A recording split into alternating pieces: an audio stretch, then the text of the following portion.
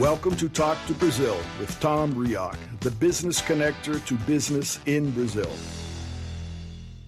Welcome to Talk to Brazil, the business connection, the world's first English language internet radio program about business in Brazil and now in podcast format. I'm Tom Reaoch, an American in Brazil for many years and known as the King of Networking, a speaker and author of networking.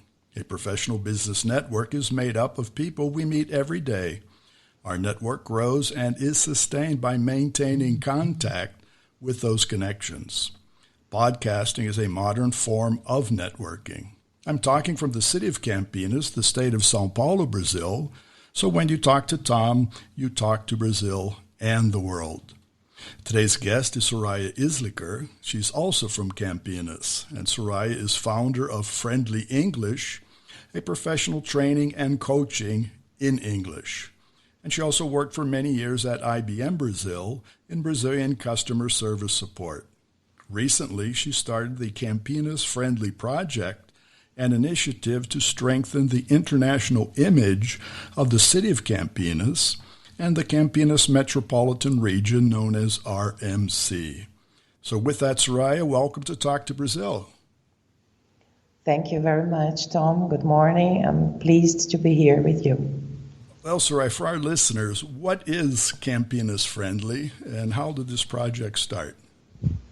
Well, Campinas Friendly is a set of initiatives, as you told, to collaborate between the entrepreneurship of the city. Okay, it's a combined action between the entrepreneurship ecosystem in the city. We have a very strong ecosystem of innovation, technology, and entrepreneurship. And the Secretary of Campinas, the Secretary of Social Development and Tourism of Campinas, André von Zubi, is a very strong partner of initiatives like that. So we decided to put together a number of possibilities between Campinas and the foreign tourism. Because they really all fall together. So there is what I've seen from other podcasts. Many business ideas come from tourism. Because many of the people that I've known who have been here to the region, they've come actually as tourists, then see what's happening, and decide either to invest or to understand the business environment. Exactly. I have a very good number for you. We have about per month 19,000 foreigners coming to RMC, not only Campinas, and we are not only talking about English speakers, okay, but we have a very considerable number of people to attend, okay, and to have to make them to have a very good customer experience in Campinas and region. Now, with that, the other side is also important for Brazilians to promote not only their company, but the city in English. Because what I've defended, and that was really the start of Talk to Brazil, there's very little English language content out there on the web about Campinas. So is that part of your initiative to drive content in English? Yes, not only online, but to promote the language in Campinas. The project actually is about observation, okay, a validation in terms of startup content to how poor is the English support in the city. We lack, okay, in many good level hotels, restaurants, and stores, and etc. Basically, not only Campinas, this is a national validation, but we are not ready for this tourist. And this was one of the first steps, the one thing that I realized and started to interlock with the secretary was about this lack of service, this poor service we provide. Okay, and this, I think that it extends to the website things and all the social media involved. Nothing is in English, so we don't promote ourselves as a good city, as a smart city that we really are, right? That's true. Yes, we had a wonderful prize of one of the the most intelligent and connected city in Brazil. So I believe that there is a lack of service, and through the observation, because I go out a lot, we meet each other a lot, right, outside to the events in the ecosystem. We have a very strong ecosystem, a prepared structure to receive these people, but actually we don't shine like São Paulo, for example, or like Florianópolis. Florianópolis is a smaller city, and at the moment they have a lot of spotlights under it because they are promoting wonderful and relevant events there. So that's it. This is what I wish for the city. No, I agree with you, because actually for our listeners, we met, and I heard you speak to the group, the Forum for Internationalization of Companies, promoted by Leonardo Ciroli. And in that, one of the things that you brought up and mentioned exactly was that, the English language. And many of the persons taking part in the Forum for the Internationalization of Companies, and we saw that, many of them don't speak English. So really the first step to become international is to have another language. I'm saying only English, but even more recently, Mandarin. There are so many Chinese companies that have come and established themselves in the Campina region that there's also demand for Mandarin. But if a person working within a company doesn't have a second language, that basically inhibits the growth and being able to meet other persons in a business sense. Exactly, you were right. We found this market, this huge market, and this huge possibility to make difference. Okay, I'm not only about money. I really believe that the city deserves better. We have amazing things going on over here, and we deserve to have a better visibility worldwide. Yeah, well, the Smart City Award that you mentioned brings that. Campinas was recently awarded that. It was the first city which is not the capital of a state to receive that award in the ranking for connected smart cities. And we know, because we live here and we work here, of the high level of technological activities that you mentioned, a lot of startups in the region. Your work with them is to help them better their English exposure? Yes, exactly. I have several clients, not only in Campinas actually, because we have online support too. I have many classes, many students in São Paulo, in Curitiba. We even had Brazilian people outside the country, abroad, having classes. But at the moment, I have many companies here, supply chain companies, a very big one manufacturer of, they are the biggest Embraer supplier in the region, and they are dealing with a foreigner customer in England, and I am interacting with in both sides. I train their team here, and I also interact with the foreigner supplier. So it's a very interesting concept, and I see that this can be escalated because many companies, medium-sized companies, don't have this kind of support. No, and that's true, and that's how business is had today. It's global, it's 24/7, it's day and night. Need to be connected, and you need to be able to speak and understand. Yes, but we have a lot of room for improvement around here. I can notice because I am inside the market. I am inserted in this environment. So we have a lot of room and a lot of space for new initiatives in terms of English training. Okay, so this is one of our objectives. In terms of the Smart City Prize, I wanted to highlight that I believe that this is the result of a long-term effort promoted by the secretary and all their team. It's an amazing group of people, and they really want to make the difference in the city. But André von Zub especially is an amazing person because he really likes innovation, technology, and he strongly supports, I believe, many initiatives involving that. I wanted to mention Campinas Tech, which is an organization that they make amazing things around the city, among other things. So I believe that he has the merit of the prize, in my opinion. I agree with you, because I've also, for our audience, I interviewed André von Zub on my Portuguese language podcast, which is BBN Brazil. and we spoke, and he mentioned of all of the different activities. Well, I've seen him, and we meet him in so many different activities. He's a person who really doesn't stop. Every day he's involved in something, a project, whatever, and that's very good. But again, there are so many things happening. One of the things that he did mention, which I thought was fantastic, among others, was now the focus on teaching entrepreneurship in the schools. For kids, amazing. Schools. So that start of taking this education of learning, understanding about business to the beginning school levels is fantastic. So learning starts young, having ideas about business starts young, and that's really where Campinas is starting right now. Yes, he's an amazing entrepreneur inside the City Hall, so this is very beneficial for us. And I believe that the only reason actually I have this set of initiatives, call it Campinas Friendly, started with his support. He said, okay, you detected that we don't speak a good English. We detected that we don't have a good visibility. What can you do to help me? Go to the City Hall and talk to me. So actually the idea came with his opening mindset and attitude. So I went there, 2 or 3 times, and we started with the round table that happened about a month ago. Right. He went to the round table. It was an amazing event in Castello. I had many relevant people there, like Alexandra Caprioli, the director of tourism of the city. I had Fabio Pova, iFund founder.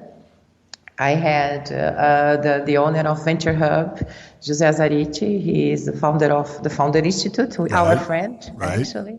Yes, and many other relevant people, including the owner of Castello and Assertiva, Domingo Martins Jr., an amazing entrepreneur. He has this Assertiva, which is a huge company. He started 8 years ago with 10 people, and now he has almost 200 employees. So they are the example of how big Campinas can become at the moment with technology and entrepreneurship.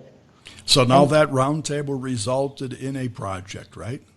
Yes. We have actually a set of possibilities, and we opted as a strategy to start with the first project together, which is the Campinas Friendly Tour.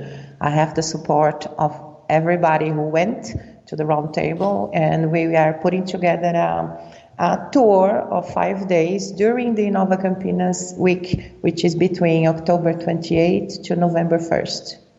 Okay, so then people will actually be able to visit these companies and meet the people.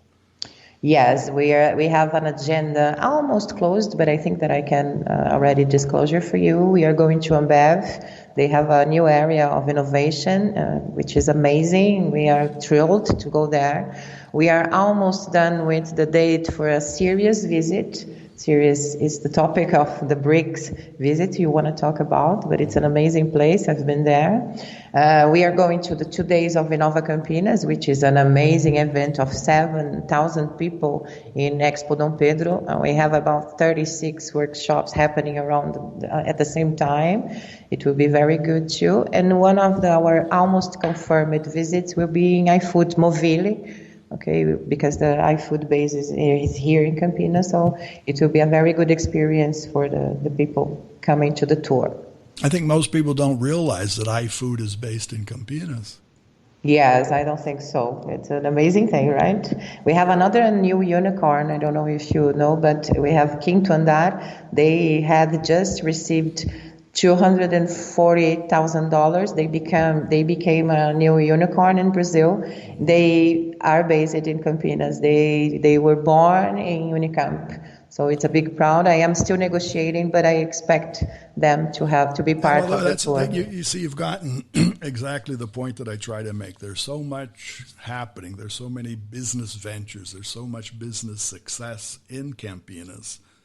And really the need to promote that and project that for foreigners, for persons of the world to understand that Campinas is not just a neighborhood location of the city of Sâo Paulo. Campinas and the metropolitan region is a standalone region which has almost 3 million inhabitants in the greater area. Campinas itself has 1,300,000 inhabitants.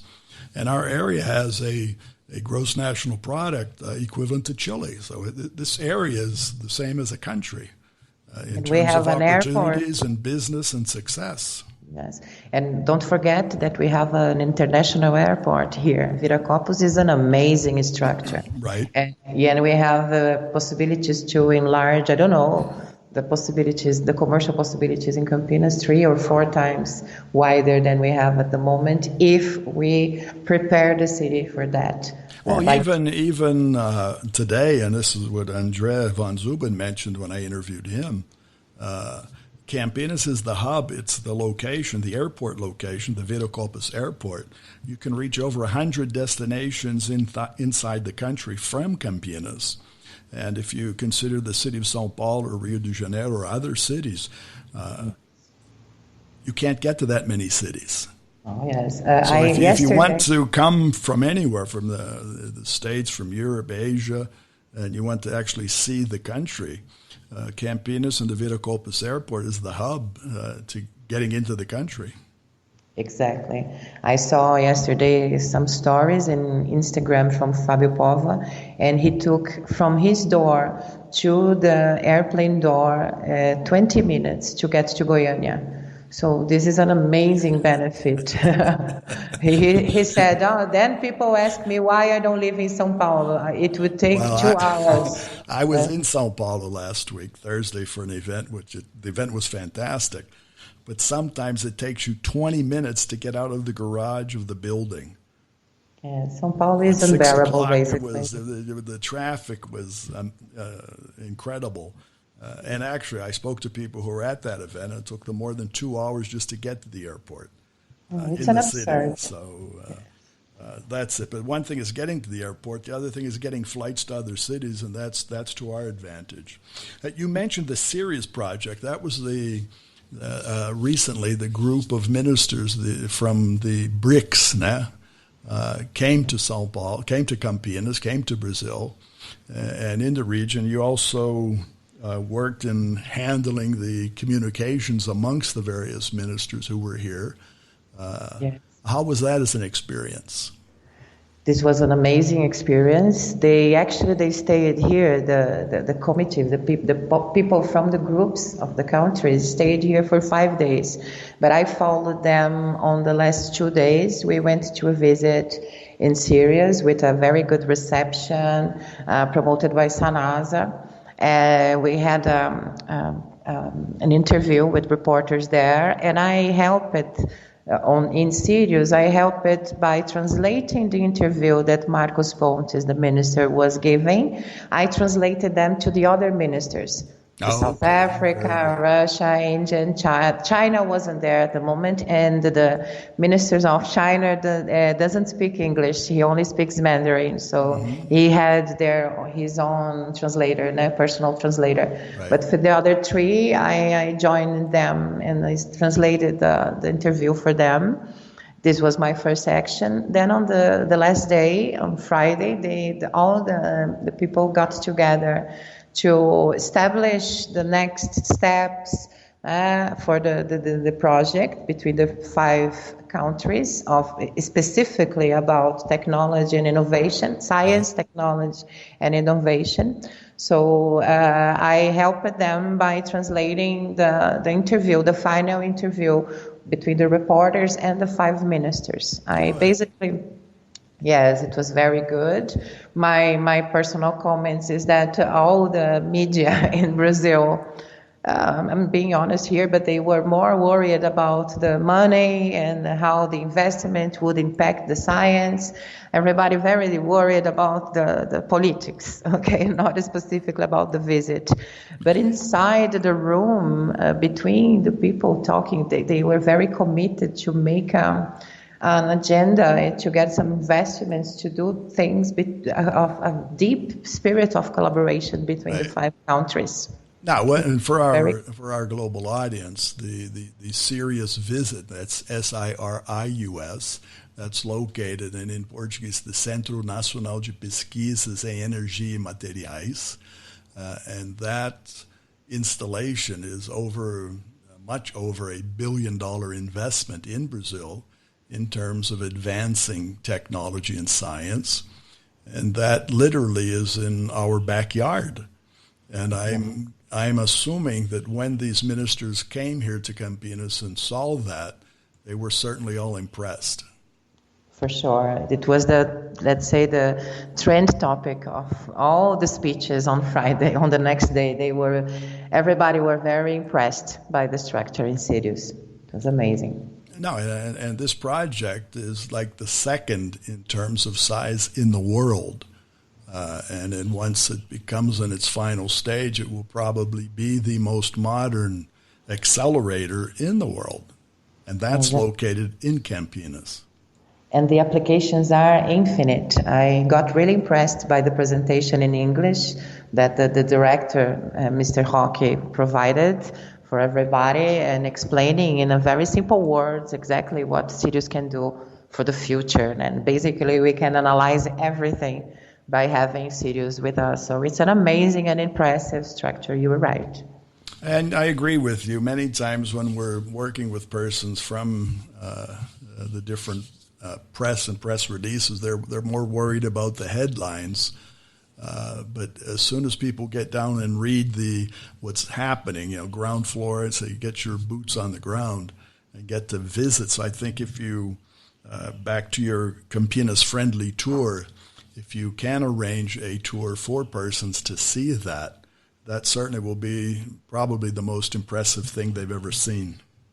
For sure. I got personally really impressed, and I believe that it's almost done. I cannot say officially that we have Sirius in our schedule because I am still dealing with that. As I told you, it's a last-minute strategy because we decided to do the tour, a week ago, so we still have the site finishing and etc.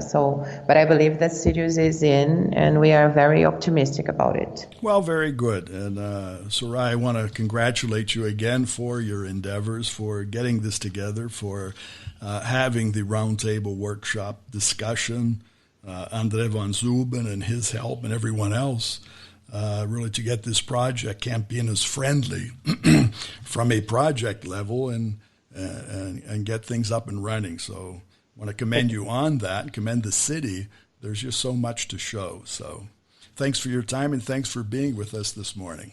Thank you very much, Tom. And you can be sure we're going to be back as you evolve, and we'll be letting our audience know exactly how this project evolves and what are the different tours and what are the different sites that they can come to see and learn more about Campinas. Okay, Tom. Thank you very much for the opportunity, and I am looking forward for the next time. Okay, very good. And I would also like to invite you, our audience, to visit the website of Talk to Brazil, which is TALK, the number 2, BRAZIL.com, where you will find today's interview with Soraya Isliker and also links to her LinkedIn profile. You can also find this and our previous shows of Talk to Brazil on Spotify, Apple Podcasts, TuneIn, Himalaya, CastBox, Google Podcast, and many others. And thank you, our audience, and remind everyone that today's program was brought to us by Focus MI Market Intelligence, and Focus MI specializes in market research for the Brazilian agricultural market. More about them on their site, which is FOCUSMI.com. So goodbye, and thanks for listening. Thanks for listening to Tom Reaoch on Talk to Brazil, the business connector to Brazil.